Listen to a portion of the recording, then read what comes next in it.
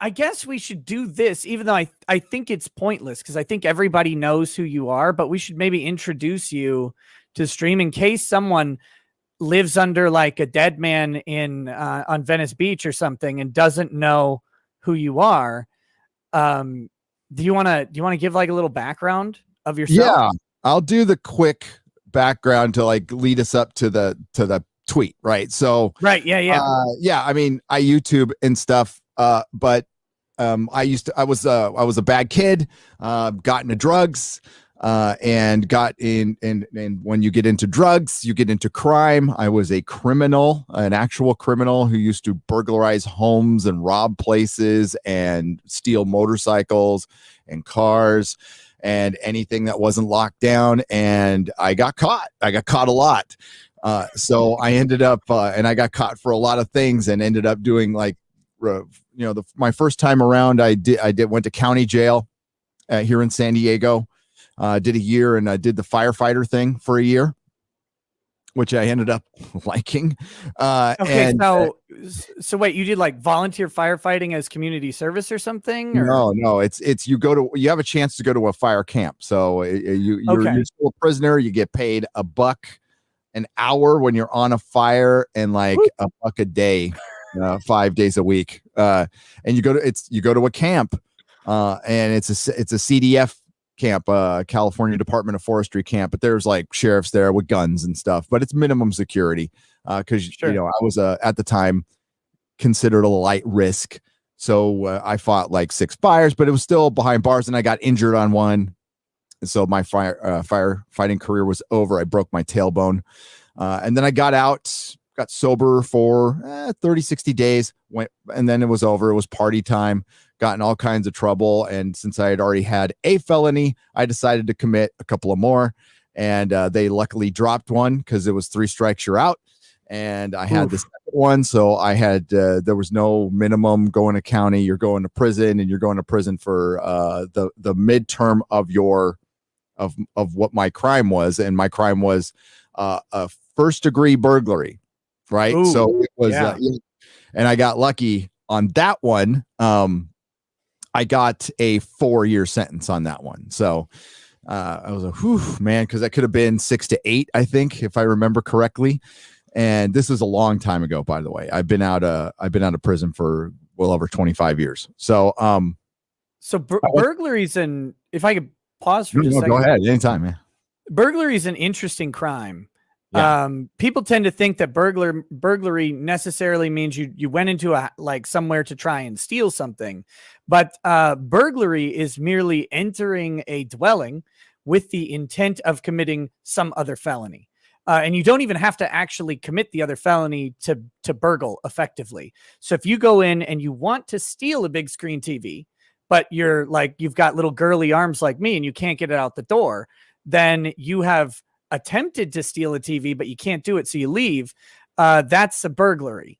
If you go in attempting to assault someone or intending to assault someone, which can be proven by like text messages, if you got an ex-girlfriend or something like that, that's a burglary as well. It doesn't actually necessarily require a theft, but it is a very serious crime. And real quick, you got you mentioned that you went to prison, but you went to like a famous prison too. You didn't. Yeah, this wasn't a lightweight prison. No. So I got the 1st-degree burglary, right? And I ended up going to Folsom. I spent a little time down here in Donovan. That's the receiving center, right? And then they farm you out to a prison. And at the time, Folsom was a level 4. There's levels 1 through 4. Like that minimum security place I was in is a level 1 or a level 2. And then the level 3 and 4 is violent offenders. And I was considered not violent, although it could have been considered a violent. A 1st-degree burglary is when somebody's in the house. So that is considered violent. But I got lucky on that one. Probably my white privilege. That's all. The only thing I can pick up. And, good thing you didn't go down through the chimney. They would have been like, "Oh, put this black guy away forever." Yeah, so they were transitioning Folsom from a level 4 to a level 2. So they took a bunch of us and they put us in old Folsom prison with a bunch of level 4s while they were doing this transition, and they were sending them up to Pelican Bay. And yeah, I was in there behind the wall in the yard with freaking lifers and killers and horrible people. I mean, just horrible people. I was in with Gator. I'm forgetting his last name, but Mark Gator. I thought it was Anthony, the skateboarder who killed his. They used to be buddies with Tony Hawk, who killed his girlfriend. Not Gator from the kill stream. The friend of Ethan Ralph. No. He wasn't there watching anime in prison with you. The sheriff who killed Kara Knott here in San Diego, he was in there. And yeah, it was not a fun place to be at all. My cellmate was a lifer and a total piece of shit. Killed 2 people for heroin, and ate their lunch. Killed them, ate their Jack in the Box, you know. Well, I mean, I guess if you've already killed them, yeah, you might as well. But what you got to do is you got to eat their Jack in the Box and then be pissed that they deigned to order Jack in the Box and not like Whataburger or In-N-Out or something. Yeah, right. And the fries were soggy or something. Yeah, it's like, I don't know. God, this is trash. Then you throw the bag at their dead body. No, so that's crazy, man. So you got caught up, you got wrapped up basically in a transition period. So you, and this happens probably more often than people want to admit, but you get, there's an administrative decision that changes how prisoners are handled. And so then you may be on kind of a lighter track than someone else, but because of this, it's like, well, we need the space over here. We're going to do some renovations and maybe clear the asbestos out or whatever. So you get to spend time at this other place. It's like, wait, but that place sounds terrible. It was terrible and terrifying. And lifers hate people who are getting out. They fucking hate them. So there was a bunch of us who were not in good shape for a while. It was shit, you know, like the first thing I heard when I walked in, I had like long blonde hair, right? It was, ooh, yeah, I had long blonde hair, and they're like, "Hey, Blondie, you want a taste of my sack lunch?" That was the first fucking thing I heard when I walked in. I'm like, "Oh, this is not gonna be fucking fun." No, and I'm probably gonna die. So, oh god, that must have been fucking awful. It Just was.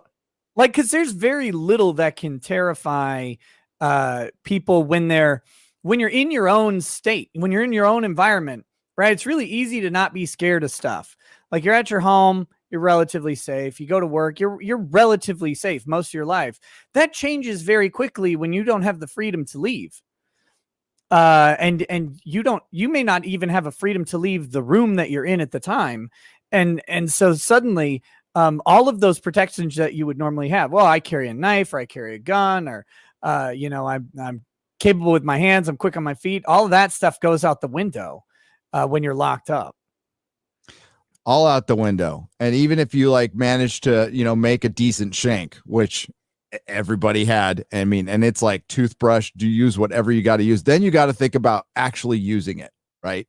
It's like, okay, I can make a shank, and theoretically I know what to do with it, but what if I have to actually use this? What if I have to, like, no matter how much trouble I'm in, like, can I stab a guy? Can I, stick him in the, can I, like, am I ready for the consequences after that? I could be defending myself, and I'm going to end up in that hole, and I might end up in for another year too. I mean, all kinds of shit you got to think about, and you're under constant threat.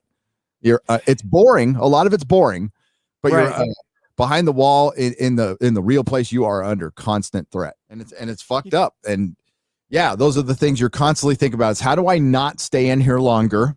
How do I not get my ass kicked? How do I not get killed? How do I not get raped? The raping thing, I don't know. I at first it was a big concern, but after I was in there for a while, it's like,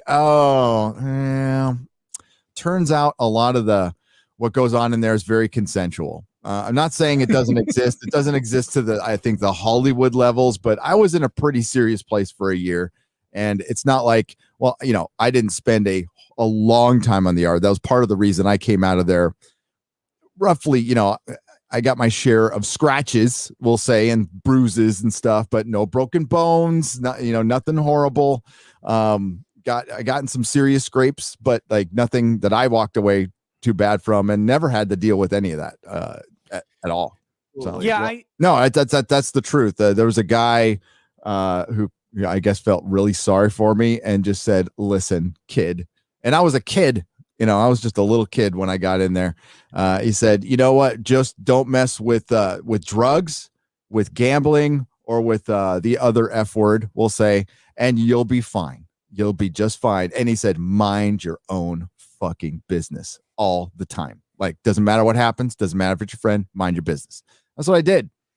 It's none of my business. Whatever horrors I witnessed, they were not anything I was ever going to tell, especially any cop about or any other prisoner or anything. And it worked. Yeah. It was fear. Fear is a great motivator. It really is. I would be dead ass silent. I would be mute in prison. You couldn't get me to say shit about anybody. I don't care what you're up to.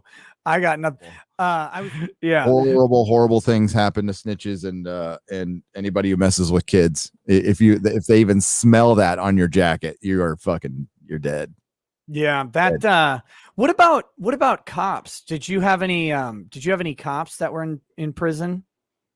Other than seeing Craig Pyre, I'm sure that's the only one I ran across. But there had to be. The only thing the only thing I noticed about is the cops that were there, the prison guards. Right. Half of them are crooked as hell. I mean, absolutely crooked as hell. There is so much bullshit going on in a prison, and they'll do it right in front of you. They don't give a damn. The cops will help them smuggle shit in, and these guys get paid pretty well. But I think it's just part of. I think they do it to break the monotony, because it's a miserable job. But they keep you at arm's length unless they want to get their kicks or do whatever they're going to do, which they fucking did right in front of everybody. Which, what are we going to do? Tell on them? Right. I mean, for one, they know we're not snitches, so we're not even going to snitch on the cops, and that's part of it. But as far as like seeing cops, like most cops who are arrested, vast majority of them go into protective custody. They have to, or they'll die. They go in with the kitty. I won't say what, but it's usually cops, informants, and drapists, and guys who mess with kids. They all go to. I think there was like burgundy was the color they wore for protective custody. So everybody knew what they looked like, and they will. Our paths never cross, and if they went into general, they'd be dead quickly, especially in a place where there's lifers. We're like, you know what? 30. Yeah, what am I gonna? Yeah, big deal. What am I gonna do? I'm not getting out. That's always been kind of the that's the one, in my opinion, best argument against life sentencing in the United States is it encourages further violence, like, because there's no deterrent when you're already locked up for life. Like that, we're gonna lock you up more. Yep. Okay.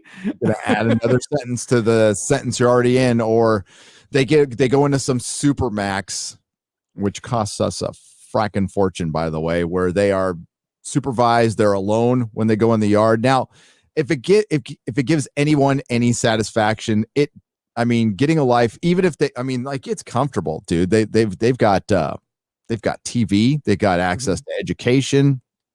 Hell, I don't know if they can go on the internet now. There was no internet when I was in. We were able to smoke as much. That's probably where I was happiest. I was a smoker, and I'm like, I could just fucking smoke and read. I was fine. I was just sitting there smoking and reading my books. You look like a beatnik poet. I was like the beatnik president. Yeah. And like I had my glasses on, and they called like my fucking nickname in there was John Denver. I'm like, whatever. I don't give a shit.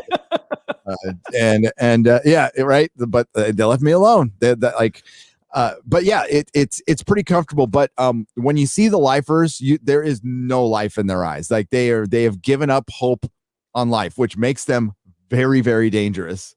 And it's so to any of their victims who feel like there is some punishment there. That like they'll never feel the touch of a woman again. They will never experience freedom again. And that's the killer.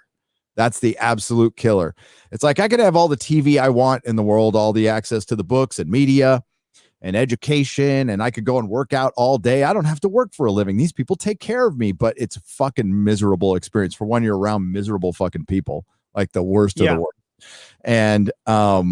And you can't go wherever you want. You are just that name and number. And that's the part where, like, the longer you're in, the worse it gets. It doesn't get better. There's a point at about a year, at least for me, and in my experience, other people I've talked to, they've had that experience as well, that once you hit that year point of captivity, you start losing your shit. I started losing my mind. I stopped eating. I was getting filled with anxiety, and I was already pretty comfortable in prison. Like I wasn't, there was the minor lower tier worry of dying, but that wasn't as bad. And it was just, I think, a general going crazy. I kept a diary, and if I kept, my journal, and my journal would look like the ravings of a fucking lunatic during this time. And I amped up my workout schedule. And what stopped it was I got really fucking sick. I got then prison is not the place you want to get really, really sick. And they never truly figured out what I had. I had some kind of infection in my stomach. Sure. From what? I had fucking no idea. And again, this was a year in, so it couldn't have been any of the drugs or anything I was doing before. Probably something with the food. I don't know if it was an allergy, but I was in the prison, the hospital. I got taken to the hospital and taken back, but I was sick for a good month and a half, and my weight went down to 120. 120, and I'm 6 foot. I look like freaking I was in a concentration camp. But then I got better and just fucking ate everything I saw and got back up, but the weight, it was bizarre. And it was like the worst place. The doctors are fucking worthless in there. So I'm like, I'm going to fucking die in here. I'm going to die in prison. This at 20 something, that sucks. So after surviving all that, towards the end of my sentence, they finally said, we probably shouldn't have level 2s with level 4s. It's turning out to not be a very good idea. A lot of them are ending up with the shit kicked out of them. So we're going to put them all in so we finally got to the lower minimum security. So overnight, it was fucking better. I was in a dorm for the last, 8 months. I was able to play racquetball. I got a pretty good job. And that's where I rehabilitated. It actually worked on me. It's like, I never knew how to work and do a 9 to 5. That was like alien to me. So after that, all that misery, I'm like, oh, I can do this work thing, and it'll just create a routine, and my time will go faster. I don't have to think about this shit. So I got into this dumb job I got, which was ordering all the medication for the prison. So I had to type out these ridiculously long names, which I can't pronounce now, and did that. Got $1 a day for it, and I was working around a bunch of women, and I was like this one lady's was straight up knocking stuff over on the desk so I could go pick it up. So I was a younger, good looking guy. She was taking advantage of it, and I was fine with it. I didn't care. I'm like, I'll be your little fucking boy toy. I don't give a shit. I'm bored. And that's how I did the rest of my time. But that year behind the wall, dude, that I was fucked up, man. I got in, I learned how to fight in there. I learned I could, one story, dude. My cellie was a murderer. He was a piece of shit. His name was Chris Healy.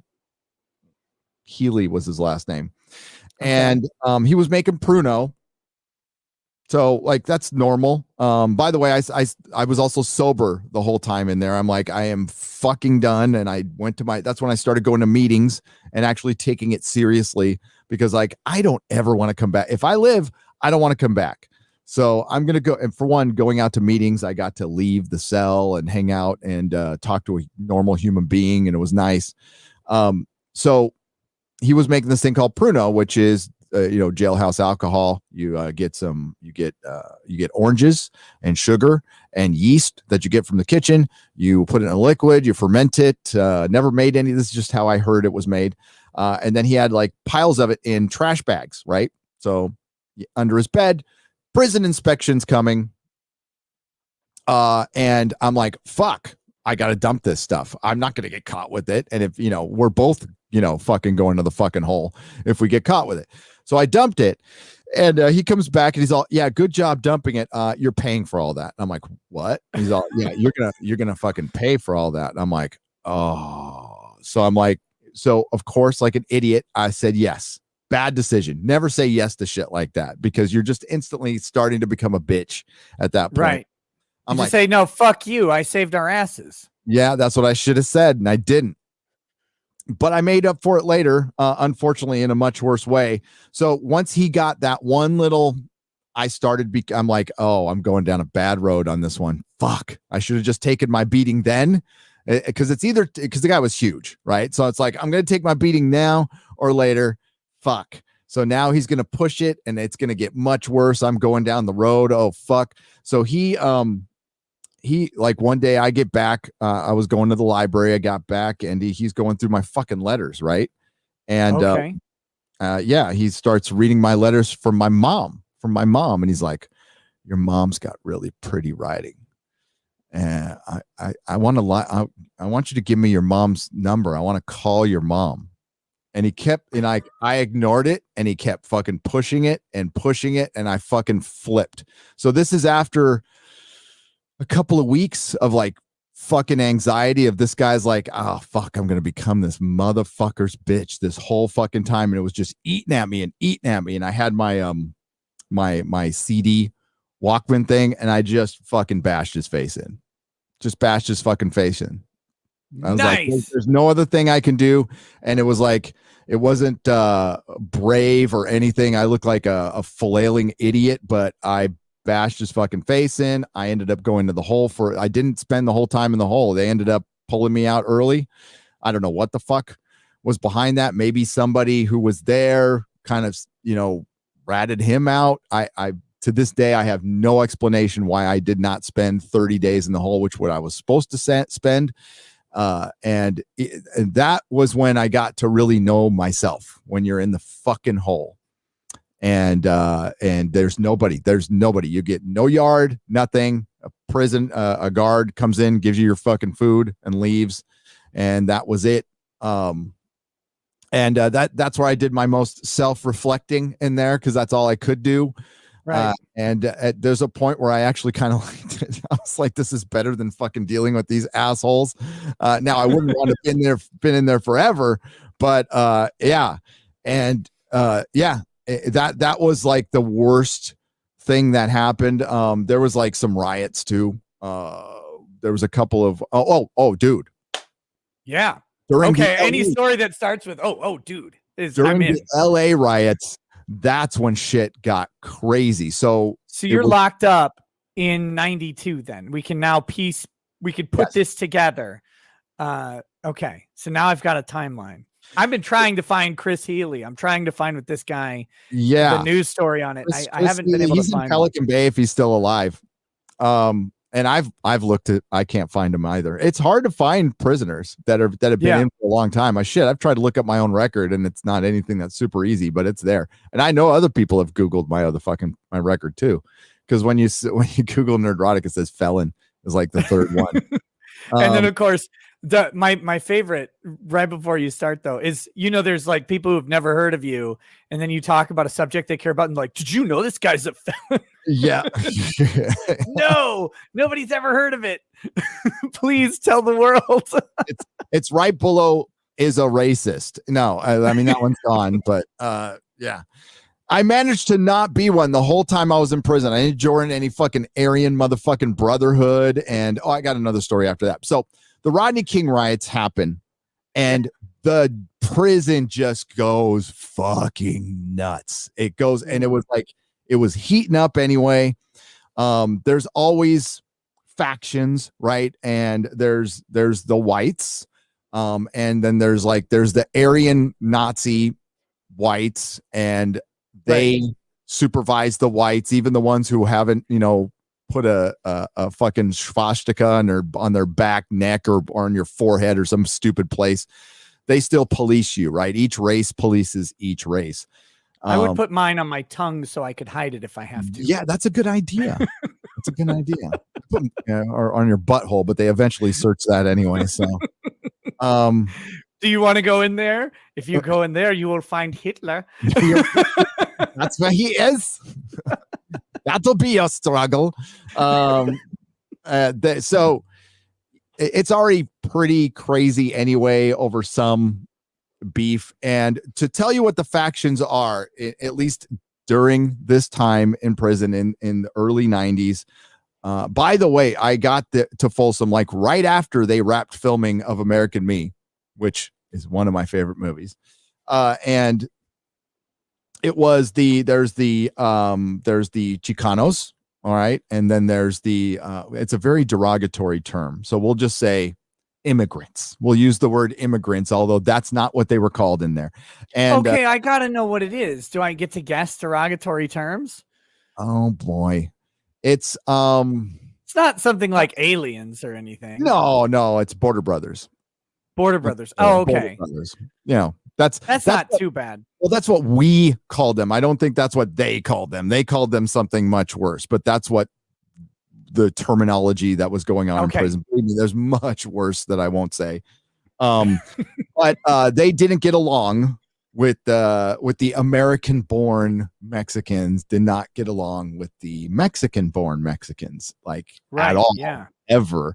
And then the Southern California Mexicans didn't like the Northern. There's the Norteños, and there's that whole thing. And then there's the blacks, of course. Then there's the whites, who are the minority in prison. Okay, so like the black faction is largely unified, but it sounds like the Latino faction is largely broken up into various sub factions. Yep. Now, would you say that Latinos make up the majority of people in the prison that you were in, or you said white would be in the minority?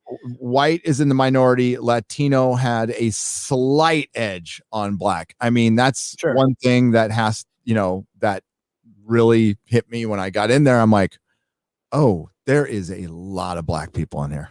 There's a fucking lot. And if you think about the percentages of the country, that's an issue that I don't have an answer for. That's for much smarter people. No. But fucking fact. And there's before anybody accuses us of anything nasty, that does have, I don't know if it's racism, but there are institutional issues with incarceration rates and punishment.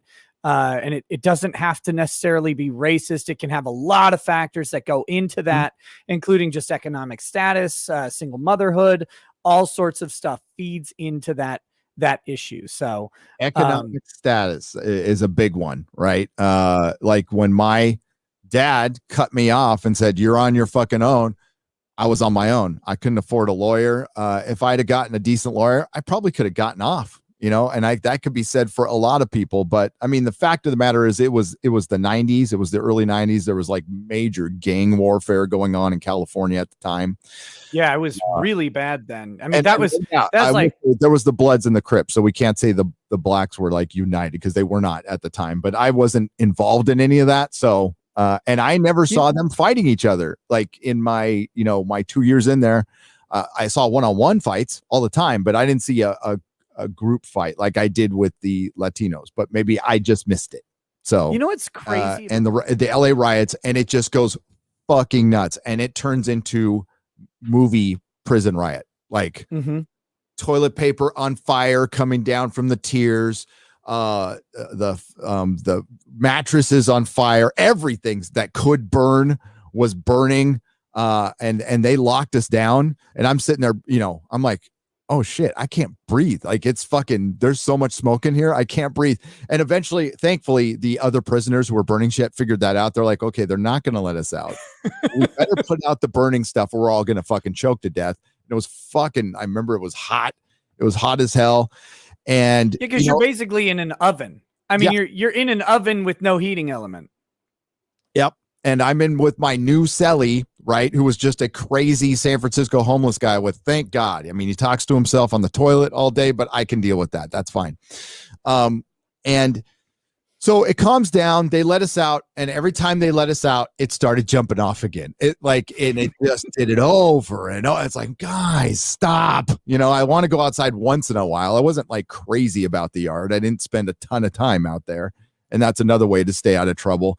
But that's the first time I saw somebody get shot, like just a shoulder. Because what they do is they tell you to get the fuck down, and you get the fuck down. If you don't get the fuck down, it's a rubber bullet, and then it's a real bullet. And then there was rubber bullet, real bullet, guy's shoulder just evaporates right in front of me. I'm like, oh God, that was cool. You know, and I was on the ground, by the way. I listened to the guards who are pointing guns at me. And that shit happened. Like, that happened a lot. There was always a fight. There was always a riot. There was always racial tensions. Even in the minimum security places, there was riots that you know, fights would go down, and they would end up, quote unquote, rolling people up, which means you're going back behind the wall. And it was it's something I'll never ever fucking forget. And it's something that I'm glad I survived it, because it really did help me appreciate things I normally wouldn't have appreciated in my life. It got me sober. It taught me to work. And I learned to appreciate this thing called freedom, this little thing called liberty, which I had no fucking idea what it was. So to fast, I could go back and tell stories, but to fast forward till the end, like we're creeping up on my release date. I am fucking nervous as hell because, you know, like, there is a real thing, like there is a real thing where people don't want to get out. Like, that's a real thing. I didn't have that problem. I was just worried, like, I just didn't want to go out and open the door. Open the door. Yeah, open the door. Open the fucking door. I'm gonna be fine. I'm not gonna want to come back to this place ever again. And that's what I was more worried about. That I was, you know, not. I even sent myself a fucking postcard, like, don't forget this place. Do not forget this place. So I got out. And my parents, like towards the end of my sentence, my parents were like coming up to visit me, and this is in Folsom, so they're driving from San Diego to Folsom to come visit me. I did have a couple of friends call me and write me letters. I had some girls writing me letters. Nice. They kind of like the fact that I was a bad boy, so they're writing their little bad boy and whatever. So that gets you through the day. So my parents came and got me. I mean, like, the worst day I could possibly imagine was getting sentenced in front of my parents. Like, that was, it doesn't get fucking worse. That's up there. Yeah, that's up there. You watch your fucking mom just, you want to talk about letting your parents down, like, completely. I did it. So they came back up and got me, and me and my dad fucking hated each other, but then we ended up having a great relationship afterwards. And the day I got out, dude, I wish I could bottle it and share it with absolutely everyone, because it was a day I didn't need anything. I needed money. I didn't have any money. My parents said I could stay at their house for a couple of weeks, but I got to find my own place to live and a job. I was like, cool. Those first couple of days when I get I'll never forget my first meal. It was a fucking Denver omelet at Denny's. It was the greatest thing I ever fucking had. I got home, and the first day I told my mom, I'm like, hey, I'm just going to go take a walk. She's like, cool. And I walked from my house to the beach. It was like 6 miles. I just walked to the beach, and then I walked up and down the beach because I fucking could. And I was just smiling the whole time. I got in a bike and rode around the next day, and it was true bliss, like a zen that I've never had since. Right. Again, I know